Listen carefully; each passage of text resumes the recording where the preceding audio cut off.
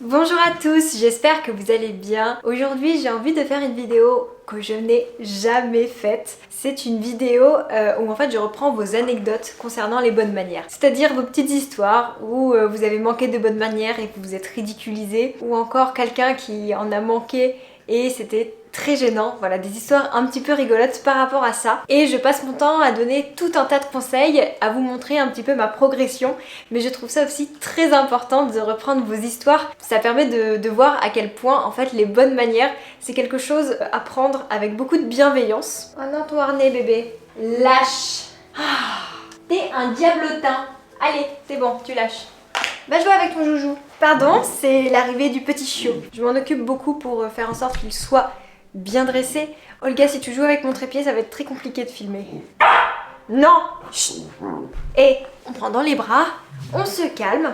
Donc je disais, ça permettrait de montrer l'importance de la bienveillance en termes de bonnes manières, puisque vous allez voir qu'il y a des personnes qui n'ont pas compris l'intérêt des bonnes manières. Aussi, ça permet de voir à quel point c'est important de les connaître pour savoir tout simplement s'adapter à des milieux qui ne sont pas familiers. Vous avez été très nombreux à partager vos histoires avec moi sur Instagram, alors c'est parti, on y va. Alors la première, c'est pour ne pas que l'on mette les coudes sur la table, on se prend des coups de fourchette. Alors ça c'est un peu la partie barbare, à la dure de l'éducation. Je sais que j'ai une copine qui me disait que en fait quand elle était jeune, elle devait se mettre sur une barre en métal avec des clous pour se tenir droite. Bon, je pense que c'est un peu une éducation à l'ancienne.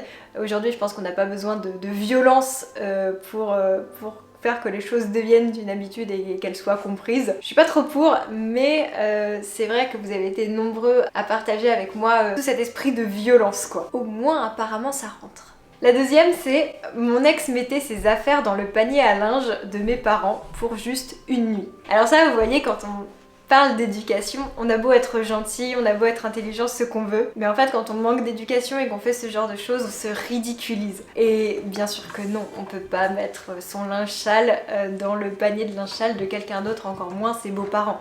Je veux dire, tant que tu n'es pas chez toi, tu peux pas te permettre de faire ça. Pour le coup, faire ça, c'est vraiment gênant.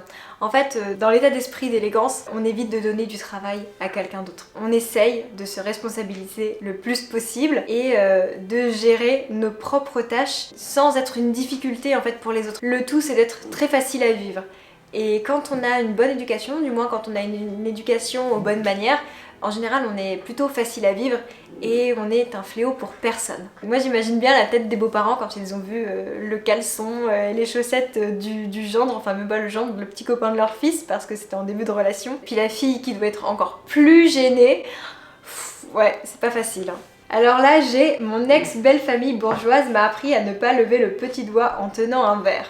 En effet, beaucoup font l'erreur quand ils tiennent que ce soit un verre, une tasse ou même une biscotte. Là je pense complètement au film La Cage aux folles si vous l'avez vu. On ne lève pas le petit doigt, jamais, c'est un manque d'élégance, ce n'est pas raffiné. Le petit doigt levé, tous les gens éduqués savent que tu ne maîtrises pas entièrement l'élégance si tu lèves ton petit doigt. Donc si vous le faites, surtout rangez votre petit doigt. Alors là j'ai une histoire un petit peu plus longue, mais pour résumer en fait c'est une jeune fille qui s'est fait complètement enguirlander, hein, c'est le mot qu'elle me dit, par son oncle parce qu'elle avait coupé sa salade et il l'a traitée de fille irrespectueuse.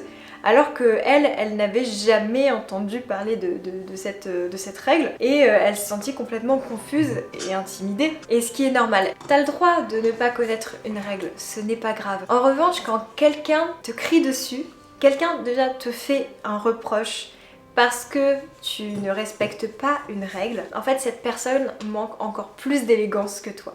La pire des impolitesses, c'est de faire remarquer à quelqu'un qu'il manque de bonnes manières, qu'il manque d'éducation. Donc je sais c'est dur, mais ne vous sentez pas intimidé par des gens qui vous testent, qui vous disent ça tu le fais pas bien, ça c'est ceci, ça c'est cela. Vous perdez votre temps, ces personnes n'ont aucune éducation. Enfin si, elles connaissent quelque chose, mais en fait elles n'ont même pas compris l'état d'esprit, d'élégance, d'art de vivre, de respect. Donc en fait ça ne doit pas être des modèles pour vous.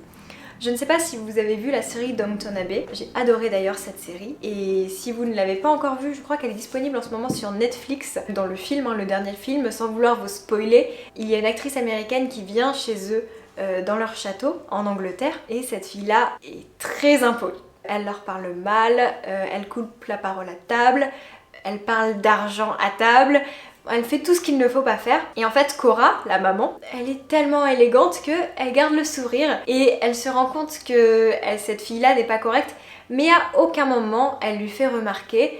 Et au contraire, elle essaye d'être gentille avec elle. Si vous avez besoin d'un modèle de sagesse, d'élégance, regardez Downton Abbey et faites tout ce que fait Cora, elle est exceptionnelle. Alors, j'ai aussi eu l'histoire d'une crémaillère où un couple venait d'emménager ensemble et donc lui avait invité tous ses copains. Et la fille n'était pas très chaude parce qu'elle connaît la mentalité très fêtarde de leurs copains, alors que pour eux, leur appartement, c'était leur petit nid d'amour. Ils avaient tout bien décoré, ils avaient des objets auxquels ils tenaient. Et en fait, les copains sont arrivés en mode fête, en apportant plein d'alcool, en se servant dans la cuisine, en déplaçant les meubles, en fumant dans l'appartement, etc. Et en fait, elle était furax et c'est complètement normal. Quand on est invité, même si on est fêtard, il faut savoir s'adapter à l'environnement dans lequel on va, si vous voulez.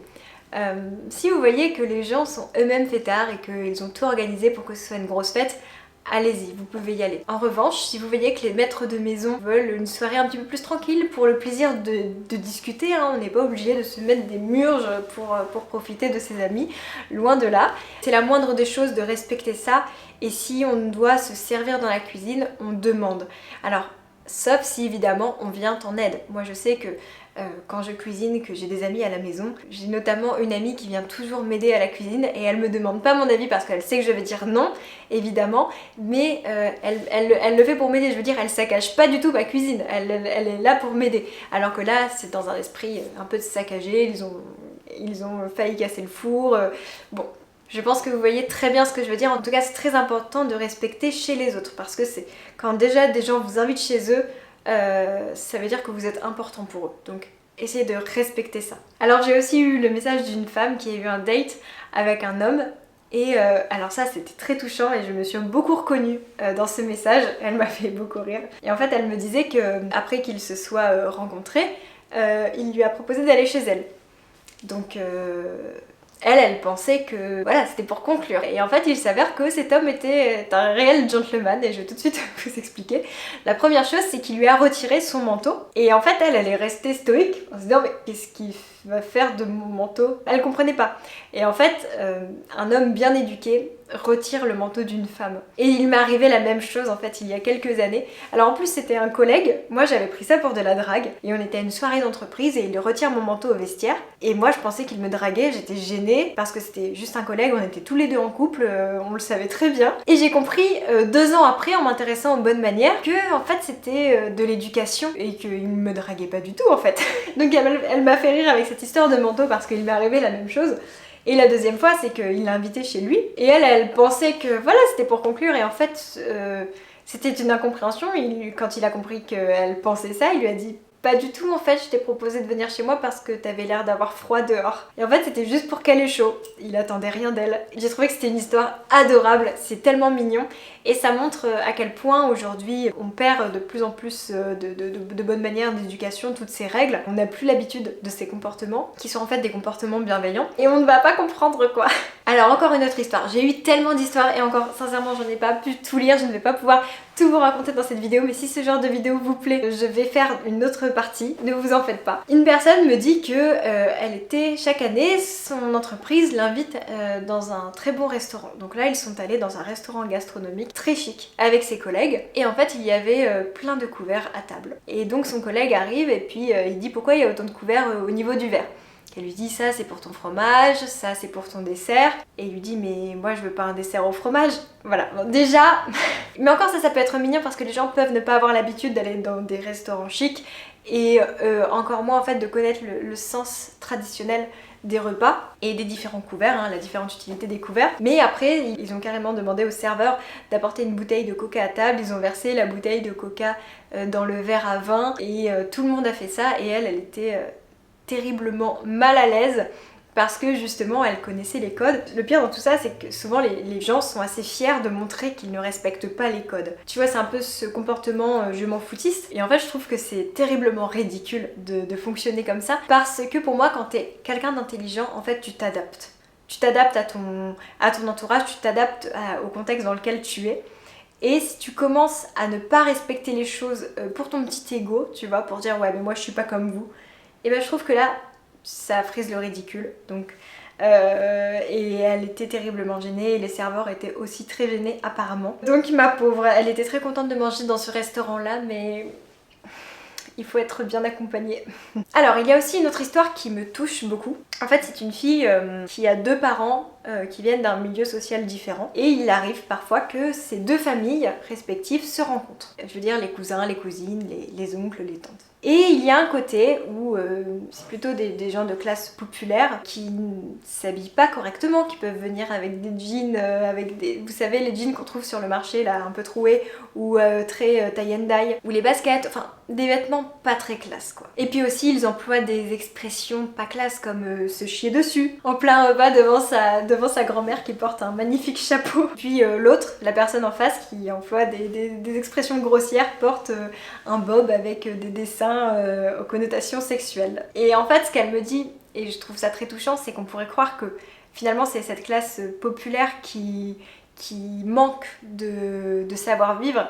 Et en fait elle a raison, c'est que le pire c'est le regard de ceux qui sont d'une classe bourgeoise, qui se pensent supérieurs en fait à ces gens-là. Ils prennent de haut, je connais bien ça, et je suis entièrement d'accord avec elle. Pour autant, je trouve que c'est ridicule de montrer que tu n'appartiens pas à telle classe sociale, mais tu vois, ça marche aussi dans l'autre sens. Tout à l'heure, je parlais des gens qui ne connaissaient pas les règles et qui montraient qu'elles n'en avaient rien à faire, donc qu'elles ne s'adaptaient pas, je trouvais ça ridicule, mais je trouve ça aussi ridicule que quand en face de toi tu as une personne avec une autre culture, tu t'adaptes à un comportement méprisant. Je trouve ça grossier et en fait encore une fois ce n'est pas un signe d'élégance. Moi j'ai une copine très proche qui me dit souvent mais les gens élégants ils prennent de haut, et je lui dis mais elle me dit c'est bizarre toi t'es pas comme ça, enfin pourquoi t'es copine avec moi? Et je la regarde avec des gros yeux, je lui dis mais c'est pas du tout ça, les gens justement qui prennent de haut ce sont des gens qui n'ont rien compris et qui font semblant en fait, voilà. Une personne qui est vraiment bien éduquée, c'est une personne gentille, une personne simple, une personne accessible, qui connaît les codes mais justement pour respecter les autres et pas pour avoir à prouver quoi que ce soit, si vous voulez. Et l'analyse de cette femme qui m'a envoyé un message que je viens de vous citer est très intéressante parce qu'en effet les deux sont incorrects et les deux sont incapables de vivre ensemble, de s'adapter. Et elle, de toute évidence, c'est la plus intelligente puisqu'elle est là, et elle arrive à remarquer les deux comportements et s'adapter aux deux classes différentes, si je peux appeler ça des classes, je vais dire des cultures plutôt. Mais pensez toujours à ça, il faut être bienveillant avec ceux qui ne connaissent pas les codes, qui ne connaissent pas les bonnes manières, et rester très simple et très accessible. Jamais ne faire remarquer qu'une personne manque d'impolitesse, jamais. Ça ferait de vous une personne odieuse. Alors là, on me dit, depuis petite, je mange comme une gauchère en étant droitière. C'est ce que je fais aussi et j'essaye de changer ça, mais c'est très difficile pour moi. Le jour où on me l'a fait remarquer, c'était brutal, sec et méchant, j'avais seulement 8 ans. Voilà, ce que je vous disais, c'est que il vaut mieux pas faire remarquer à quelqu'un qu'il fait quelque chose de mal. Ça peut blesser, ça peut le brusquer, à part s'il vous le demande, mais laissez-le apprendre par lui-même, sauf si vous êtes ses parents ou sa famille. Mais du moins essayez d'avoir un peu de tact. Ça ne se fait pas de dire à quelqu'un tu ne sais pas manger. Surtout à un enfant qui a 8 ans, vous voyez, c'est aussi ça qui peut le faire ne pas aimer les bonnes manières. Moi avant je méprisais les bonnes manières, hein, je vous l'ai dit plusieurs fois. Hein. Et en fait à partir du moment où j'ai voulu apprendre les bonnes manières avec toute l'histoire, les traditions derrière, j'ai adoré l'apprendre, mais c'est parce que c'est moi qui ai voulu l'apprendre, tu vois. Moi, je n'aurais pas aimé que quelqu'un me dise tu fais ça comme ci, tu fais ça comme ça. Pas du tout. Ça me va très bien de l'apprendre seule et c'est comme ça que je l'intègre. Alors, quelqu'un là me dit pédicure en avion. Ouais, alors, tout ce qui est pied, on cache ses orteils. Voilà. On ne fait pas des pédicures dans l'avion, on en fait dans sa salle de bain ou chez une esthéticienne, mais on ne fait pas des pédicures à tout va, on ne sort pas ses orteils, voilà. De manière générale, les orteils, on ne peut pas les montrer dans toutes les situations, vous savez, les sandales et tout, on évite de trop montrer, c'est bien dans un esprit de vacances, il faut arrêter cette obsession de montrer ses orteils. Autre histoire dans laquelle je me retrouve, moi aussi j'apprends les bonnes manières, hein. Finalement je me rends compte qu'on les apprend tous et que on a tous des histoires trop rigolotes à raconter. Donc c'était une fille qui dormait chez une copine et puis en fait cette copine faisait partie des scouts. Donc elle dit bah écoute ce soir reste pas toute seule, viens avec nous au dîner de scouts. Ok. je viens trop contente, elle allait rencontrer de nouvelles personnes. Et déjà elle arrive et elle dit bonjour à tout le monde, donc soit elle fait la bise, soit elle serre la main, et en fait ils ont un salut spécial. Donc elle s'est sentie un peu gênée. Bon, encore ça va. Et puis aussi elle était habillée normalement alors que tous les scouts avaient leur uniforme. Mais ça, elle fait pas partie des scouts. Déjà ils sont gentils de l'accueillir, tu vois, c'est pas très grave. Tu te sens un peu à part mais c'est pas grave. Et là vers le moment de passer à table. Donc elle attend qu'on la place. Une fois qu'on l'a placée, elle s'assoit à table. Sauf que là elle se rend compte que tout le monde est debout devant sa chaise puisque c'est un repas catholique. Et ça m'a fait hurler de rire parce qu'il m'est arrivé la même chose en fait il y a quelques semaines, et on était chez des amis et en fait ils sont catholiques et moi je n'avais jamais fait de repas catholique, du moins pratiquant catholique avec la prière à table. Jamais de ma vie, et en fait je ne savais pas que quand on nous plaçait il fallait rester debout avant de s'asseoir. Voilà, moi j'attendais qu'on me place aussi, mais je pensais qu'une fois que tu étais placée tu pouvais t'asseoir. Je sais qu'il faut attendre pour manger, mais pour s'asseoir, ça je ne savais pas. Donc, et bien comme elle, je suis restée bredouille, assise avec tous les gens autour de moi, et à la fin je me suis dit, ah bon bah je vais me lever. Et évidemment on s'excuse, on dit je suis désolée, je ne savais pas, je ne connaissais pas cette règle. C'est très gênant, très gênant. Bon, je vous laisse avec cette histoire parce que il y en a tellement. Et là, je vois que la durée de tournage est énorme. Ça va faire une très longue vidéo. Dites-moi si ce concept vous plaît, parce que là-dedans, j'ai beaucoup de vos histoires. Vous m'avez bien fait rire. Et je trouve que c'est drôle de partager ça avec vous. Et finalement, ça permet un petit peu de décomplexer et de discuter, d'échanger sur des faits réels en fait. Je trouve ça assez sympa. Donc dites-moi ce que vous en avez pensé. Je vous souhaite une bonne journée. Et je vous dis à bientôt pour une prochaine vidéo.